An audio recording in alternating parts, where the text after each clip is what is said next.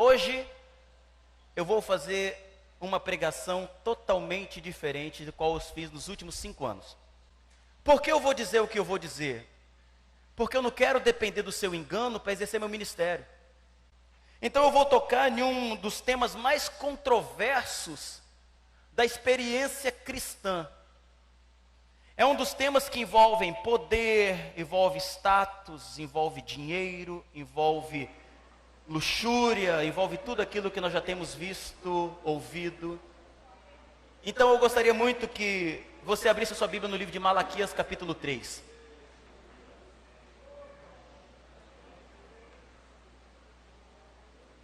Eu vou com os irmãos, sem usar nenhum outro argumento a não ser a própria Bíblia, para que os irmãos aprendam e nunca mais sejam enganados. O meu compromisso é com a verdade, irmãos. Eu sou um homem do Evangelho, eu não sou um homem do Ministério Vida. Quem está aqui pela primeira, segunda vez já sabe, ou quem não sabe, eu não sou assalariado aqui, eu não recebo nada. Ninguém que está aqui, tudo isso está limpinho, arrumado, essa galera, todo mundo aqui é voluntário, eu não estou fazendo nada ao meu favor, eu não ganho nada às custas disso. Mas eu também não quero depender do engano de ninguém para que a gente mantenha isso aqui, ou que a gente mantenha qualquer obra que seja gratuita, amorosa, sincera, verdadeira. Então eu vou desmistificar um texto que é mais usado para manipulação e controle de uma coisa chamada dízimo. Vocês estão preparados, irmãos? Bíblia aberta. Não pisque os olhos. Malaquias capítulo 3. É importante nós salientarmos e lembrarmos que Malaquias é um profeta menor. Começando o texto, quando você vê em Malaquias capítulo 1, versículo 1, começando o livro, Malaquias diz: peso da palavra do Senhor contra Israel. Malaquias estava escrevendo para Israel, não era para toda a humanidade, era para a nação de Israel, povo judeu. Povo gentil, que não é judeu, não tinha lei como segmento, não se seguia lei. A lei era para o povo judeu. Então Malaquias começa o livro dele dizendo isso: peso da palavra do Senhor contra Israel. Então vamos em Malaquias capítulo 3. Se você está com a Bíblia no celular, no iPhone, no iPad, pouco importa, abra a sua Bíblia aí. Malaquias capítulo 3. Eis que envio o meu anjo, que preparará o caminho diante de mim, e de repente virá a seu templo o Senhor. Quem é o Senhor aqui? Vamos, gente, eu vou precisar de vocês. Quem é o Senhor aqui?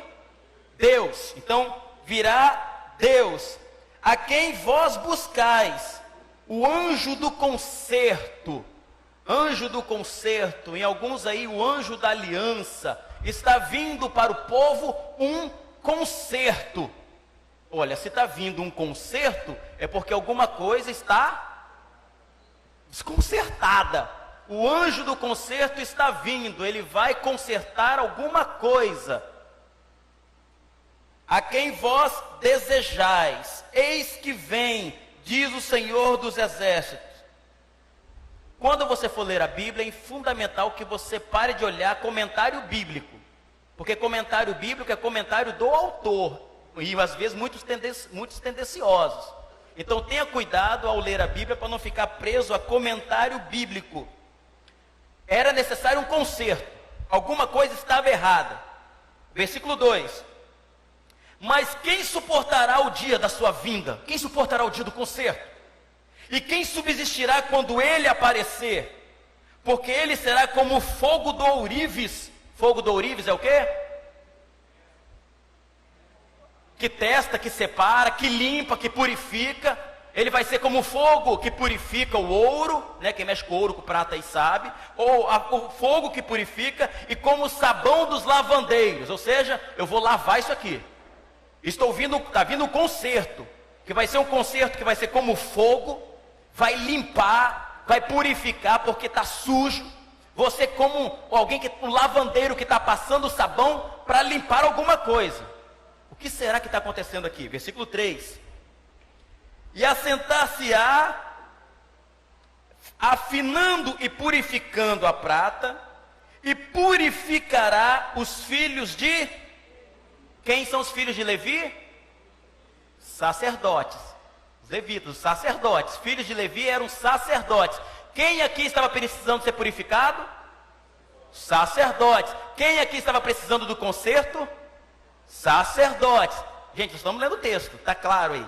Então, ele está vindo para purificar, como ouro, ouro é purificado, como a prata, vem lavar como o sabão dos lavandeiros, e vai pedir um conserto aos filhos de Levi, aos sacerdotes. Continua, e afinará como ouro e como prata. Então, depois de purificados, depois de vocês estarem limpos, sacerdotes, depois que vocês estarem purificados, vocês trarão oferta em justiça, porque Deus não estava aceitando coisa nenhuma de ninguém. Os sacerdotes estavam imundos, os líderes estavam impuros, os líderes estavam botando a mão na massa, na grana do povo, eles precisavam ser purificados. Então, quando vocês forem purificados, eu então vou começar a receber as ofertas de vocês. Estão entendendo o texto? Está simples aí, sem teologizar, só leitura reta. Então, o Senhor, vocês vão trazer a oferta de justiça. Deus não estava aceitando a oferta. E a oferta de Judá e de Jerusalém será suave. Continua, hein? Como nos dias antigos, como nos dias primeiros, ou como nos primeiros anos. O povo estava levando a oferta, mas os sacerdotes estavam sendo desonestos. Os sacerdotes estavam desconcertados. Qual era a representação do sacerdote, pessoal? O líder. O sacerdote representava o povo perante Deus, o líder. Esses líderes estavam desconcertados. Olha para quem até agora, Malaquias capítulo 3, está sendo escrito. Continua o raciocínio, porque você vai tomar o maior susto da sua vida. Versículo 5. E chegar-me-ei a vós para juízo. Ele vai chegar a quem? Aos sacerdotes. Eu vou chegar a vocês, sacerdotes, vou chegar para vocês para juízo, porque vocês precisam se consertar. E serei uma testemunha veloz contra os feiticeiros. Quem eram os feiticeiros? O que os sacerdotes estavam praticando? Feitiçaria. Tem gente que está no texto aí. Sacerdotes estavam praticando feitiçaria. O que mais os sacerdotes estavam fazendo? Adulterando. O que mais os caras estavam fazendo? Jurando falsamente. O que mais os sacerdotes estavam fazendo? Roubando o trabalhador, defraudando os que trabalham, defraudando o jornaleiro que você tem aí. Olha o que os sacerdotes estavam fazendo. E perverteram o direito da viúva. Tiraram-o do órfão, do estrangeiro, do trabalhador, e não me temem, diz o Senhor dos Exércitos. Na cultura judaica, a viúva tinha direito, era sustentada pelo templo. Leia depois Deuteronômio capítulo 14 em casa, e você vai ver para que era o dízimo. Deuteronômio 14, lá na lei. Então ela tinha direito. Vocês não me temem, diz o Senhor. Quem é que não está temendo a Deus? Sacerdotes. Está até agora sim, viu, pessoal? Super simples. Versículo 6. Porque eu, Senhor, não mudo. Por isso, vós, filhos de Jacó. Filhos de Jacó. Jacó na Bíblia é conhecido como enganador. Vós, filhos de Jacó. É importante lembrar sempre que quando fala filhos de Israel, é toda a nação de Israel. Quando fala filho de Jacó, está falando dos sacerdotes. Vocês, seus enganadores. Porque o que acontecia, pessoal? Na cultura judaica, o povo não era o povo que ia oferecer a Deus o sacrifício. Cada tribo tinha o responsável pelas coletas, que era o sacerdote. Então toda a tribo levava para o sacerdote, conhecido como filhos de Jacó. E o sacerdote, ao pegar a coleta do povo, ele levava para o sumo sacerdote. Então o sumo sacerdote entrava no templo perante Deus para oferecer o sacrifício. Então os filhos de Jacó aqui eram os responsáveis pela coleta do povo. Estão entendendo aí o texto? Ok? Continua, versículo 7. Desde os dias dos vossos pais, vocês se desviaram dos meus estatutos e não os guardastes. Quem estava se desviando dos estatutos, pessoal? Sacerdotes. Até agora não mudou nada. tornai vós para mim, voltem-se para mim, e eu tornarei para vocês, diz o Senhor dos Exércitos. Mas vocês ficam perguntando, como que nós devemos de tornar? Quem é que está fazendo essa pergunta idiota? Sacerdotes. Versículo 8. Roubará o homem a Deus? Todavia vós me roubais e dizeis, em que nós te roubamos? Nos dízimos e nas ofertas alçadas. Quem é que está roubando? Não é o povo. Toda vez que pastor vem com esse papo, roubará o homem a Deus? Vós me roubais. Ele aponta para o povo, né? Mas essa passagem não é para o povo, é para o sacerdote, que estava roubando o povo. É só ler Bíblia, irmãos, que a gente não é enganado. É só ler Bíblia para parar de ser enganado com medo de devorador, destruidor, bicho, capeta, demônio, que é só para botar terror para as pessoas obrigadas a darem até o último tostão. Aqui é só Bíblia, eu não estou citando ninguém, só Bíblia, leitura reta, interpretativa, simples. Continua. Roubará o homem a Deus? Vocês sacerdotes, vocês têm como me roubar? Todavia vocês estão me roubando e perguntando, no que nós te roubamos? Nos dízimos e nas ofertas alçadas, com maldição sois amaldiçoados, porque me roubais a mim. Vós, toda a nação. Que nação? Nação de Israel. Para aqui. Olha que texto sério. Com maldição sois amaldiçoados. Que maldição? Vou explicar daqui a pouquinho qual é a maldição. Daqui a pouquinho, não tem nada. Eu te amaldiçoo, não é nada disso. Vou explicar aqui no texto, daqui a pouquinho. Só ler Bíblia, para não ser enganado. A oferta que eles estão roubando é da viúva, do pobre, do jornaleiro, do trabalhador. E estão dizendo, mas no que nós estamos roubando? É isso que está acontecendo aqui. Versículo 9. Com maldição vocês são amaldiçoados, porque me roubais a mim, vós toda a nação. Você está percebendo que agora a nação toda está tomando a cabeça? Esse é o maior perigo de quem está dando dinheiro para pastor fraudulento, sustentando obra fraudulenta e dizendo, não é problema meu que eu estou dando dinheiro lá, ele que se vire com Deus. A nação toda está sofrendo por causa de pastor ladrão, por causa de sacerdote ladrão, pilantra, e você sustentando esse tipo de pilantragem. Desculpa, visitante, hoje eu tenho que passar o rodo aqui. Tem que esclarecer o povo parar de ser enganado. A mãe passando fome em casa, acabou o gás, e o filho da mãe tem coragem de ir para a igreja dar todo o dinheiro, mas deixa a mãe morrendo de fome, falando que Deus vai prover.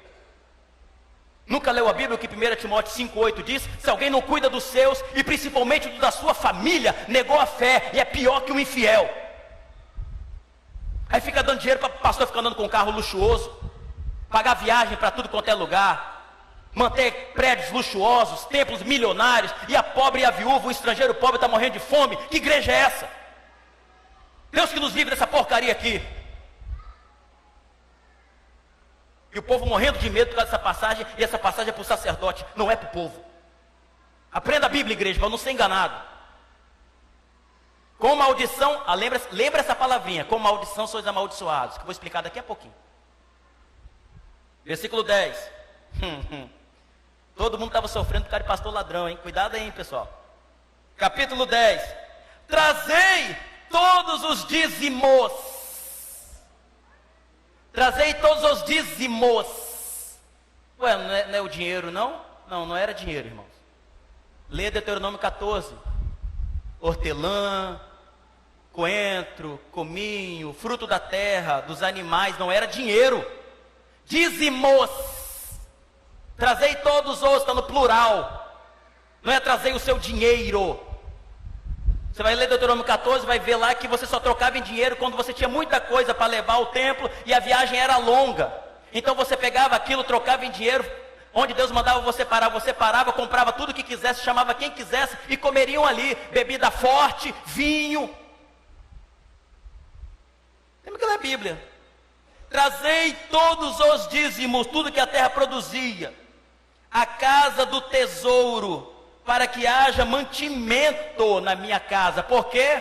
porque a viúva precisava comer, o pobre precisava comer, o órfão precisava comer, precisava de abrigo, o estrangeiro, o trabalhador precisava, os que dependiam do templo precisavam daquilo.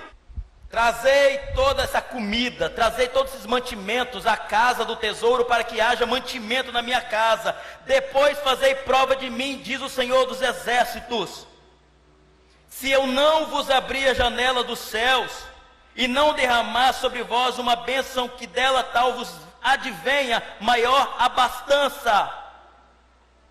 O que era as janelas dos céus? Alguém respondeu aí? Chuva. A gente não canta, faz chover, abra as comportas. É chuva. O povo estava morrendo de seca. Com maldição sois amaldiçoados. Qual era a maldição? Não caía chuva. A colheita, a plantação do povo estava morrendo. O povo estava sendo amaldiçoado por falta de chuva. Então se vocês voltarem a fazer isso, eu vou abrir a janela dos céus e vai derramar chuva sobre vocês. Vai vir chuva sobre a terra.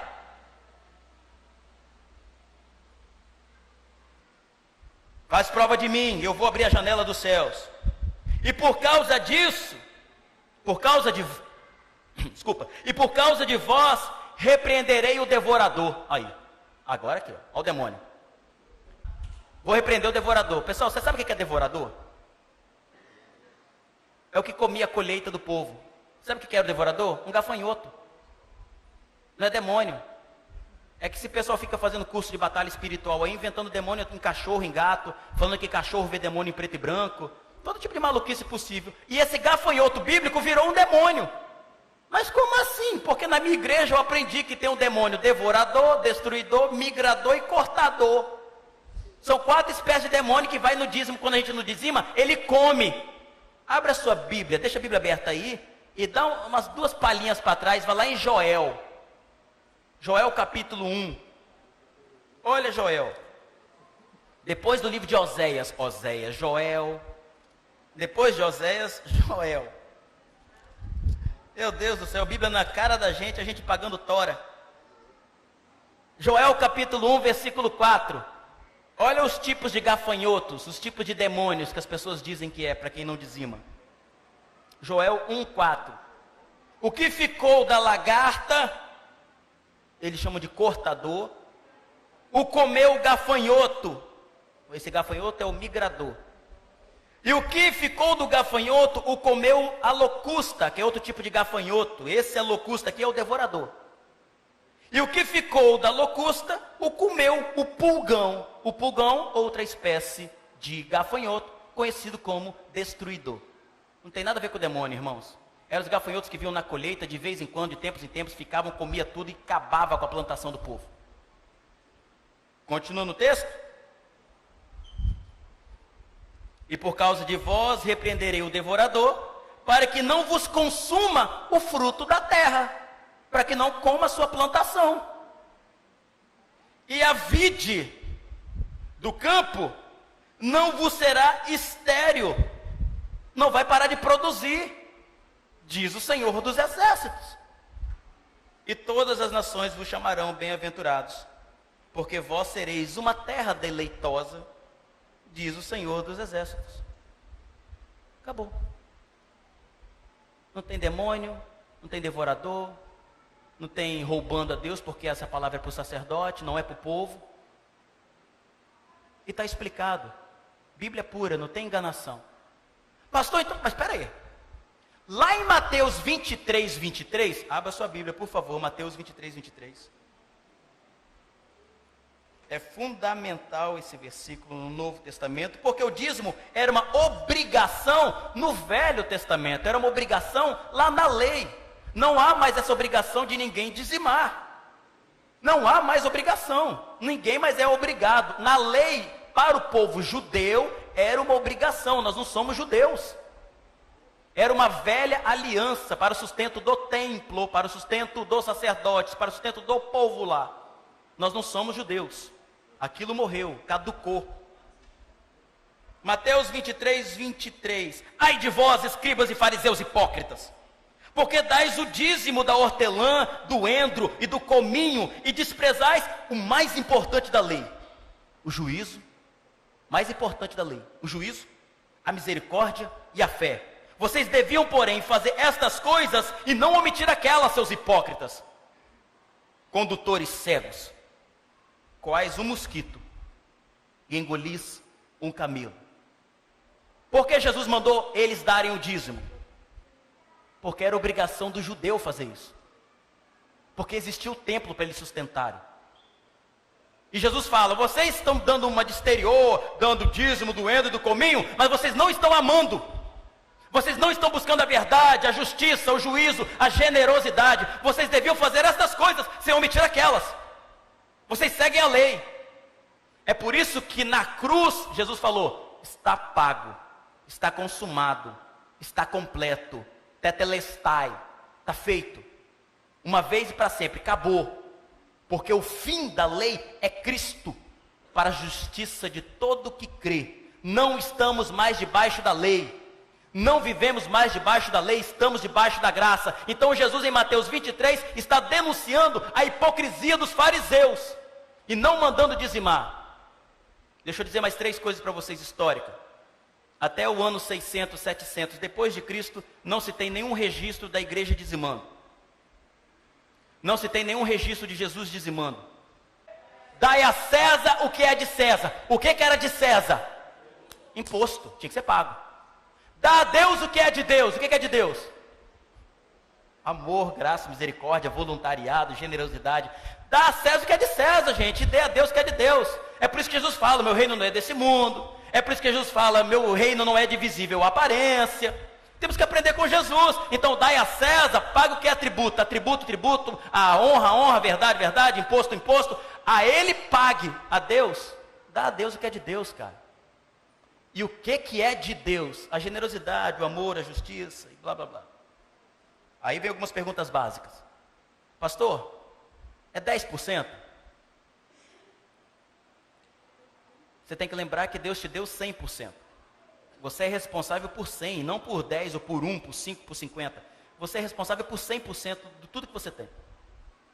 Então a primeira pergunta que as pessoas fazem: pastor, é 10% mesmo? Dízimo é 10ª parte, 10%? Não tem isso na lei, na graça. Na lei tem dízimo, 10ª parte. Na graça não temos isso. Nós vivemos pela graça. É 10%? Segundo, eu devo dar aqui? Como assim dar aqui? Você tem que contribuir no lugar onde você vê a misericórdia e a mão de Deus sendo necessário. Onde você valoriza uma obra verdadeira, um lugar que não tem conluio, engano. Onde você é alimentado, você recebe. Você não tem partilhado dons espirituais aqui, aprendido? Mas tem o orfanato Thomas, que precisa ali. Rafael Thomas. Tem o Lar Batista, que precisa, cara. Tem mendigos aqui na cidade que está precisando. Tem o que dar aqui? Não, você vai dar onde necessita. Mas por que eu entrego aqui? Primeiro, porque você quer. Segundo, porque isso aqui é mantido com essa contribuição espontânea e voluntária sua. Porque aqui ninguém é obrigado a dizimar, nem é obrigado a dar 10%. Eu nunca dei 10% aqui. Nunca. Aqui todo mundo, tem gente que dá 20%, tem gente que dá 1%. Não é quanto se dá, é a qualidade do que se dá. Com que coração você dá. Isso é fundamental. Então é aqui? Não. Aqui nós precisamos sustentar esse lugar. Aqui no dia que a gente não conseguir pagar isso, a gente vai para outro lugar. Porque aqui é pago assim, um mês esperando ter dinheiro para pagar o outro. É por isso que não temos caixa aqui. Aqui é consciência de você saber que você não é mais obrigado, mas você é consciente, você é responsável. Afinal de contas, você decidiu fazer parte de um lugar. E isso tem responsabilidades. Uma delas é mantermos isso aqui funcionando. Porque no dia que a gente tiver, a gente não está preocupado com o templo. A gente está preocupado com a sua vida, cara. Como é que você vai produzir na casa? Porque se você tem 2 em casa, 3, a sua casa pode ser uma árvore frondosa, cara. E na sua casa, a gente vai se abrigar lá. E na sua casa vira uma colmeia, jorrando mel para a vida das pessoas que vão lá se alimentar. Cada casa vira uma igreja, gente. Nós não somos pessoas de templo, não. No dia que as pessoas fecharem o coração aqui, começarem a ser obrigadas, começarem a ter que pagar as coisas aqui, pagar para Deus, a gente fecha as portas. Aí você vai voltar para uma igreja onde o pastor toca o terror mesmo, onde você tem que pagar mesmo, Deus vai botar a mão. Se você não der dinheiro aqui, você vai gastar em remédio. Olha o que o devorador vai te pegar. Eu duvido alguém que aprendeu isso aqui hoje vai cair nessa esparrela de Malaquias. Pastor ladrão, pilantra, estelionatário usa Malaquias para charcar o povo. Eu não devo nada a ninguém, sou um homem livre, não dependo de igreja, dependo de dinheiro de ninguém aqui. Vou dizer a verdade para o povo, mesmo que seja contra nós, mesmo que a partir de hoje as pessoas parem de dar dinheiro aqui, e no dia que parar de dar dinheiro, fecho as portas, e vou pregar o evangelho na minha casa. Eu sou homem do evangelho, gente. Seja do evangelho você, seja consciente. Rapaz, pô, meu filho está aprendendo aqui, eu usufruo desse lugar, eu sou instruído, rapaz, olha como minha mente está sendo aberta aqui. Pô, nada mais justo do que você manter isso aqui. Mas por obrigação não, por pressão não, por medo não. O amor lança fora todo medo. Em Cristo não tem medo, meu irmão. Em Cristo você é livre, você é amado assim, com generosidade, sem generosidade. Mas quando você não é generoso, você vira um egoísta. O egoísmo acaba com a gente. Você é alguém que vive para o próprio ventre, alguém que só vive para você mesmo. É os seus interesses, as suas coisas, o seu dinheiro, e o teu irmão do teu lado morrendo de fome. Ser generoso faz bem a você, não é ao próximo não, é a você. O próximo é dadivoso por aquilo que você fez. Mas dizimar, ofertar, o nome que você quiser dar a isso, faça com o coração, porque vai fazer bem a você, para você não se pedrar, não fechar o teu coração próximo, porque nesse tempo que todo mundo busca ser rico, busca riqueza, o amor vai se esfriando. A gente passa por alguém, a gente se escandaliza quando vê uma foto pelada na internet, mas não escandaliza com a fome no mundo. A gente se escandaliza com determinada frase na internet, mas não escandaliza com o mendigo que fica todo dia debaixo do viaduto ali no Danúbio. Nós estamos invertendo os valores das coisas, gente. A última pergunta que me fazem: pastor, eu devo pagar o dízimo atrasado? Mês passado eu não paguei, não sei nem como é que você chama isso. Mês passado eu não paguei. Eu vou te falar, isso aqui é clube?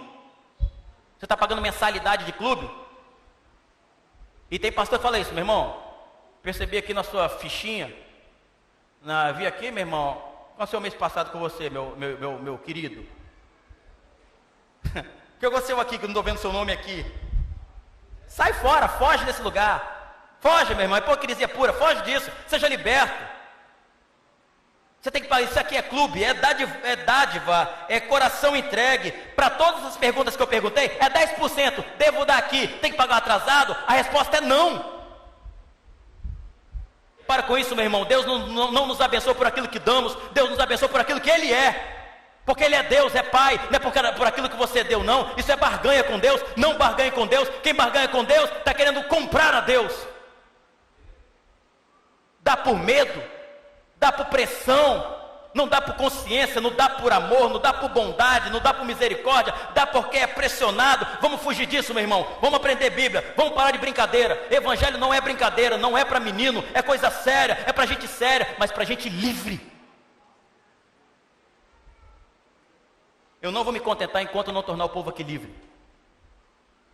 Livre da manipulação e controle humano, de gente que só quer status, poder, ver qual igreja tem o maior, qual igreja tem aquilo mais roxo, qual igreja que tem mais poder, qual igreja tem mais carro, tem mais luxo. Não! É qual igreja que ama mais, qual a igreja que oferece o coração para o próximo mais, qual a igreja que tem mais verdade, qual a igreja que prega a justiça. A injustiça foi denunciada por Jesus no ministério dele inteiro. A minha oração nessa noite, desculpa visitantes que vieram, mas eu sei que essa palavra também pode ter esclarecido vocês. Mas é importantíssimo nesse momento de decisão que a gente aprenda a amar a Deus com responsabilidade.